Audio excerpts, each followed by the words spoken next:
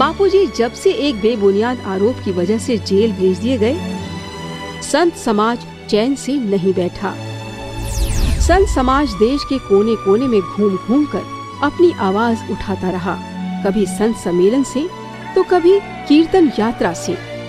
और अब तो संत समाज के साथ साथ कई जानी मानी हस्तियां, बॉलीवुड स्टार और टीवी कलाकार भी इस मुहिम में जुड़ चुके हैं और हिंदू संतों के खिलाफ हो रहे अत्याचार पर अपनी प्रतिक्रिया खुलकर देते नजर आ रहे हैं। संत हमारे देश की सबसे बड़ी धरोहर है और संत हमारे देश का सबसे बड़ा असेट है। हमारे देश के उन्हीं संतों के खिलाफ शकुनी के कुछ भांजे जालसाजी कर रहे हैं, साजिश कर रहे हैं।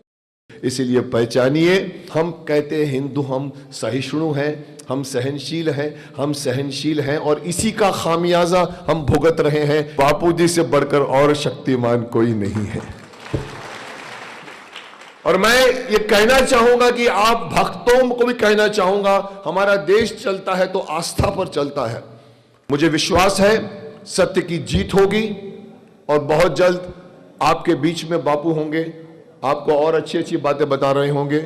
इस धरती में कुछ लोग ऐसे हैं जो अपनी ताकत का गलत उपयोग करते हैं, कुछ पापी ऐसे हैं जो हमारी धरती को खराब करना चाहते हैं। पर आज भी ये धरती उतनी ही सुंदर है तो हमारे गुरुओं और हमारे साधु संतों की वजह से, जो कि हमें सही राह दिखाते हैं और अपना जीवन छोड़ के दूसरों के जीवन के लिए कार्य करते हैं और हम सबको एकजुट करते हैं। हे हिंदवी स्वराज वावे ही तर श्रींची इच्छा। ये हिंदू स्वराज हो, ये एक स्वराज हो, ये तो ईश्वर की इच्छा है और इसे हम पूरा करेंगे। हर हर महादेव।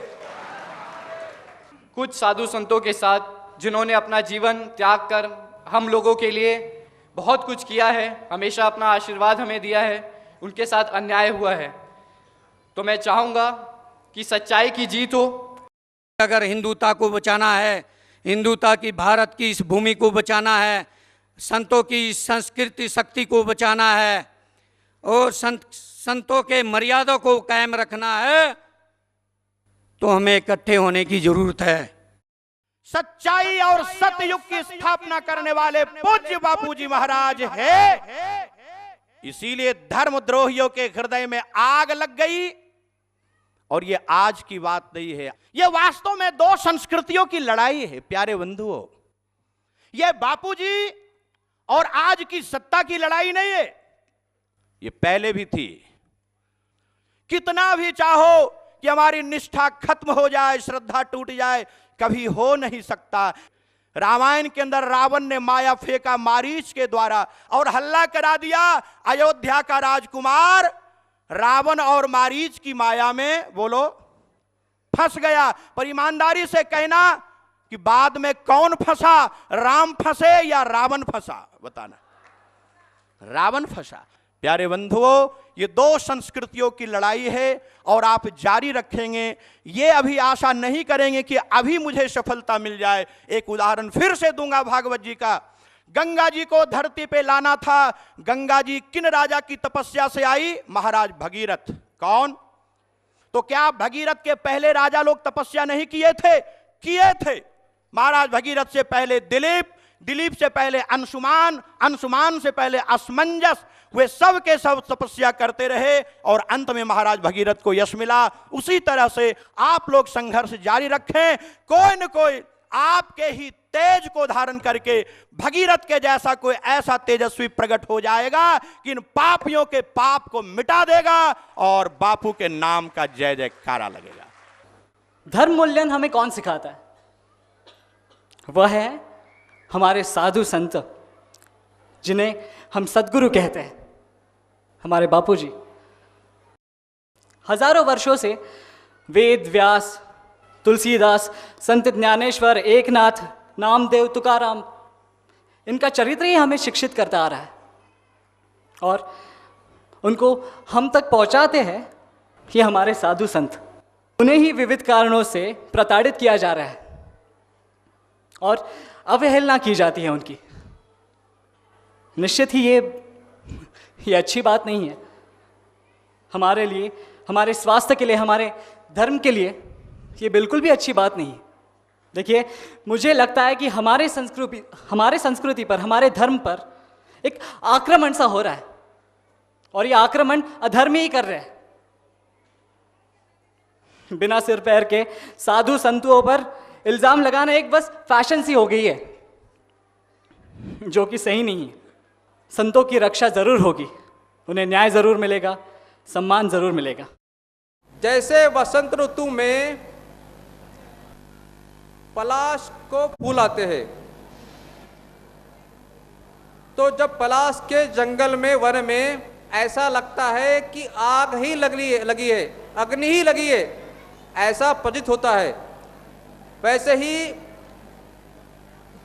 इन निंदकों की निंदा वैसी ही है जैसे पलाश के वन में, जंगल में अग्नि की प्रतीति हो रही है, यानी झूठी है, मिथ्या है। जैसे सीपी में चांदी है, रज्जू में सर्प है, वैसे ही इन निंदकों की निंदा व्यर्थ है। षड्यंत्रकारी उंगलियों पर गिनने वाले लोग हैं, दुष्ट उंगलियों पर गिनने वाले लोग रहते हैं, पर सज्जन लाखों में है, करोड़ों में है। उन दुष्ट संहारों को, दुष्ट षड्यंत्रकारियों को उनकी जड़ों से उसको काट कर फेंकना पड़ेगा। इसमें सभी हिंदुओं का सहयोग होना जरूरी है, चाहे वो किसी भी धर्म संप्रदाय, किसी भी जाति, व्यक्ति, परिस्थिति, पंथ परंपरा को चलाता होगा, गुरु, धर्म गुरु, या ग्रस्त होगा, वानप्रस्थ होगा, सन्यासी होगा, ब्रह्मचारी होगा, उसका परम कर्तव्य है कि वो अपने हिंदू धर्म की रक्षा करे। ये मत सोचना आज बापूजी के ऊपर लांछन लगे हैं, बापूजी के ऊपर लांछन नहीं लगे हैं, लांछन हिंदू धर्म के ऊपर है, हमारे संस्कृति के ऊपर है, और सारे उन साधु संतों के ऊपर है। तो इसलिए हम ये ना सोचे कि बापू के ऊपर लांछन लगा है तो चलो हम तो बच जाएंगे, नहीं, एक एक करके सबका नंबर आएगा अगर हम हिंदू सब एकजुट होकर आगे नहीं बढ़े तो। आज पूज्य बापू जी को अंदर नहीं किया उन्होंने एक तीर से करोड़ों हृदय को वेदना किया है। श्री कृष्ण लीला में भगवान ने गोवर्धन धारण किया छोटी उंगली में, और ग्वाल गोपियों ने डंडा लगाया ना, तो उन्होंने अपना अपना कर्तव्य निभाया था, डंडों पे पर्वत रुकने वाला नहीं था। इसी तरह आप, हम, या जो भी साधु संत महात्मा जो भी सेवा कार्य कर रहे हैं उनका सहयोग कर रहे हैं, ताकि हम कामचोर ना हो, ताकि बापूजी बाहर आके पूछे कि भाई किसने क्या सेवा किया, तो उनके सामने जा सके, अपना शकल दिखा सके। जय राम जी की। सांच को कभी आंच नहीं आती, सत्य हमेशा जीतता है, और जहां भी अति होगी वहां पर बिगड़ेगा कार्यक्रम।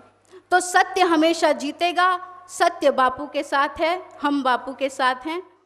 कि ऐसा समय है, अरे जब धान के मिजाई करते हो तो बहुत सारा धान दिखाई देता है, तो उस समय किसान सोचता है कि एक प्रबल पवन का वेग डाला जाए, एक तेज सरसराती हवा इस पे डाली जाए, तब पता चलता है कौन बदरा है और कौन अच्छा पोठ धान है। एक प्रबल आंधी आई है, बापू के बिना कैसा होगा साधक परिवार, कैसा होगा हमारा रचनात्मक सृजनात्मक कार्यक्रम, उसकी रूपरेखाएं, और इतना बड़ा विश्व तक फैला हुआ परिवार कैसे संचालित होगा। एक प्रबल आंधी आई है, अरे इसी आंधी में तो पता चलेगा कि कौन बदरा है और कौन ये पोठ लोग बैठे हो। समाज की सुरक्षा सदा से संतों ने की है। आग लगी आकाश में, झरझर पड़े अंगार, और संत ना होते इस जग में तो जल मरता संसार। ये संत ही बचाता है संसार। बापू ने हमको समय दिया है, हमें समय दिया है निखरने का, बिखरने का नहीं, निखरने का। बिखरो मत, और निखरो, और ताकतवर बनो, और संगठन बढ़ाओ, और सृजन शक्ति बढ़ाओ, खूब जप करो, साधन करो।